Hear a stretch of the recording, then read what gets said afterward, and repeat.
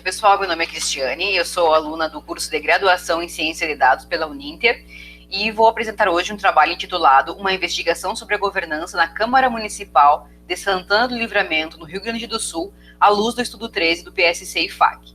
Esse trabalho é assinado por mim e pelo meu professor orientador no mestrado em Administração na Unipampa, professor Paulo Caçanigo Júnior. Como problema de pesquisa, nós temos como se configura a governança na gestão pública da Câmara Municipal de Vereadores de Santana do Livramento, no Rio Grande do Sul, à luz do estudo 13 do PSC IFAC. Então, o objetivo geral e específico era poder analisar como está a governança na Câmara Legislativa a partir da opinião dos servidores públicos. Foram abordados 2 tópicos do referencial teórico, que são governança na gestão pública a partir da governança corporativa, que foi a teoria escolhida como mais apropriada para ser utilizada nessa pesquisa, tendo em vista que nós temos, por exemplo, o New Public Management, que é uma teoria da governança também, mas que é muito mais recente e tem outro enfoque. Então, por isso, nós utilizamos a teoria da gestão pública a partir da governança corporativa.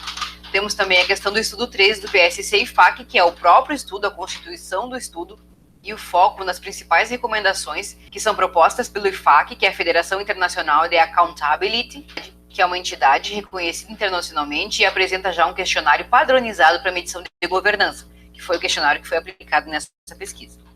Como método, nós temos o tipo de pesquisa descritiva, a abordagem quali-quanti, o método é misto, tendo em vista que nós utilizamos diversas técnicas de coleta de dados que são tanto quanti quanto quali, como um questionário com perguntas fechadas, é uma escala Likert, né, de 5 pontos com 44 questões, já um questionário padrão para medição de governança, proposto a partir das recomendações que são propostas no estudo 13 do PSC IFAC, e foi aplicado, então, aos 143 servidores municipais, dentre eles cargos em comissão, servidores efetivos e estagiários. Também foi realizada uma análise documental, para que nós pudéssemos estabelecer um padrão de comparação. Então, a análise foi realizada da seguinte maneira. A escala Likert, ela possui 5 pontos numa escala de concordância. Então, eles poderiam, de 1 a 3, de 1 até 3, discordar. 3 seria um ponto neutro. E valores acima de 3, eles concordariam que a gestão da Casa Legislativa atende, pelo menos minimamente, determinada recomendação. Dessa forma, então, nós apresentamos pelo menos uma variável de cada bloco de recomendações.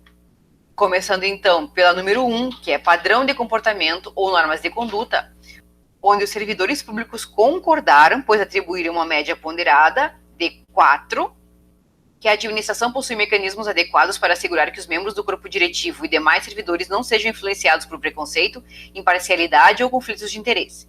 Nesse caso aqui nós temos, então, uma concordância, porém eu acredito que essa nota poderia ter sido mais alta, poderia ter sido até 5, pois no Estatuto do Servidor constam especificamente quais são as normas que os indivíduos, os servidores públicos devem adotar de comportamento, especificamente relacionado a esse tipo de ação, relacionada especificamente relacionada a esse tipo de atitude que eles devem ter. Então, a partir do momento em que eles reconhecem o Estatuto do Servidor Público e têm uma leitura clara e entendida, eles deveriam ter atribuído uma nota 5. Depois, com relação a estruturas e processos organizacionais, onde os servidores públicos concordaram, atribuindo uma média ponderada de 4,41 para esse item do questionário, nós temos ali que eles concordam que a administração possui um procedimento formal e transparente para o desenvolvimento da política de remuneração de seus cargos diretivos.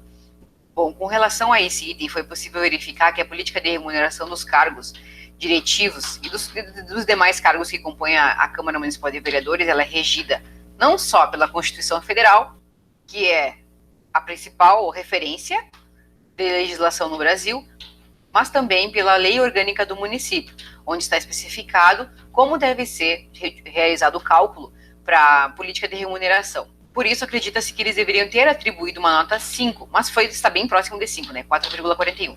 Com relação à transparência, nós temos que observar o seguinte. Durante o período de coleta, que foi outubro de 2018 a outubro de 2019, eu verifiquei várias vezes o portal da transparência no site da Câmara Municipal de Vereadores. E no momento em que eu fiz, no primeiro mês em que eu fiz a pesquisa, eu já busquei dados. verifiquei que a remuneração dos funcionários efetivos não estava constando, não aparecia no site da transparência. Porém, quando eu verificava cargos em comissão ou estagiários, aparecia. Então, isso não foi somente em um dia de consulta, foi em vários dias, pois eu acabei entrando vários dias para verificar se talvez fosse um problema no sistema ou algo assim. Eu não sei dizer ao certo quanto tempo essas informações ficaram suprimidas do sistema. De qualquer forma, no primeiro momento em que eu entrei no sistema e verifiquei os dados, esses dados necessariamente precisavam estar disponíveis. Como não estavam, eu acabei concluindo de que a lei número 101/2000, denominada Lei de Responsabilidade Fiscal, não estava sendo atendida naquele determinado momento. Então, a média ponderada, onde eles concordam, a média ponderada de 4,41 já não seria tão apropriada naquele momento. Com relação à recomendação controle, nós temos ali, então, que os servidores públicos concordaram com atribuindo médias acima de 3. Então, eles concordaram que a administração toma medidas para garantir que uma estrutura eficaz de controle interno seja estabelecida, funcione na prática. E a administração menciona em seu relatório anual de gestão uma declaração sobre a eficácia do controle interno do órgão. Então, aqui nós temos diversas questões, como, por exemplo, a unidade central de controle interno é uma unidade única e autônoma, independente, mantida pela Prefeitura Municipal, mas que presta controle não só para a Prefeitura Municipal, mas também para a Câmara de Vereadores. Eles concordaram que existe esse item, isso confere de fato, porém, com relação ao relatório anual de gestão, foi verificado que não existe nenhum documento, nenhum relatório anual de gestão gerado pela gestão da Câmara de Vereadores. Então, essa média ponderada de 3,64 não estaria correta. Com relação ao próximo item, relatórios externos, a administração tem tomado medidas para assegurar que a relação com seus auditores externos é profissional e objetiva, sim, de fato, onde eles concordaram atribuindo uma média ponderada de 4,05, de fato, nós podemos verificar que existe uma relação profissional e objetiva. Pelos itens, né, que foram averiguados ali, que estão expressos no artigo, como, por exemplo, diversas irregularidades, coisas que foram apontadas. Então, bom, concluindo, então, cabe salientar que não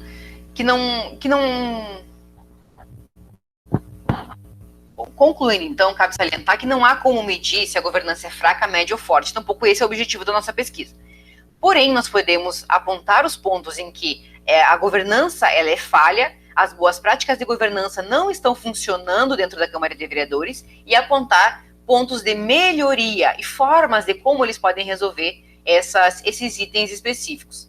Sugere-se o aprofundamento da análise dessa pesquisa com a finalidade de relacionar a escolaridade, o tempo de serviços prestados ao setor público ou setor específico de trabalho à questão da governança. Sugere-se ainda, para estudos futuros, relacionar a idade, a escolaridade, o tempo de serviços prestados ao setor público e em relação ao conhecimento sobre governança. Uma coisa que ficou muito evidente é que muitos funcionários não sabem o que é governança, não sabem ao certo o que é governança. Senão não teriam atribuído médias tão elevadas a itens que sequer compõem, que sequer existem dentro da Câmara de Vereadores. Uma limitação desse estudo foi a linguagem do questionário, que dificultou o entendimento por parte dos respondentes, causando uma interpretação ambígua.